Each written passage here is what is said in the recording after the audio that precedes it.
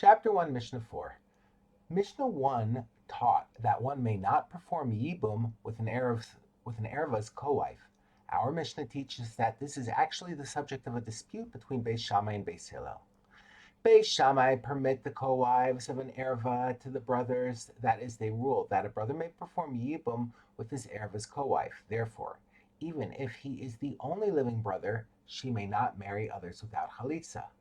But Beis Hillel forbid the co-wives to the brother, and if he is the only living brother, they are free to marry others without Chalitza. Mishnah 1 followed this view. The Mishnah notes some other practical consequences of this dispute.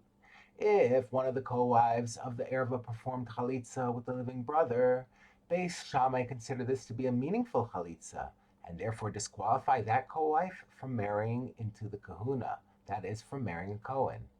But Beis Hillel consider this to be a meaningless Chalitza, since it was unnecessary, and therefore consider her eligible to marry a Kohen.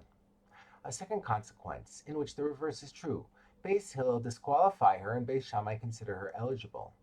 If one of the co-wives was taken by the brother in Yibum, and he then died, Beis Shammai consider her eligible to marry a Kohen, since this Yibum was entirely permitted.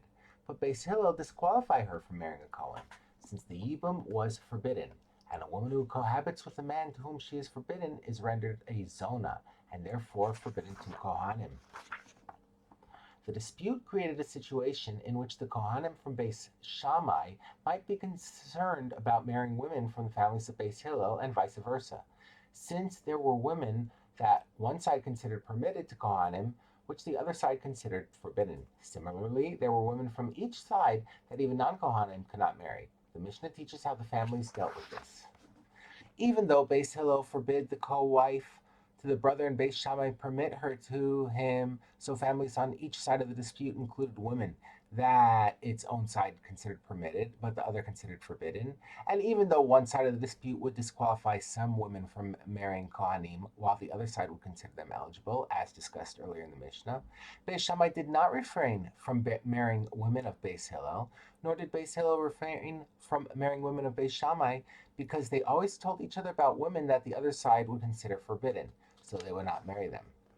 The Mishnah further illustrates how other disputes between Beis Shammai and Beis Hillel did not negatively affect their interaction.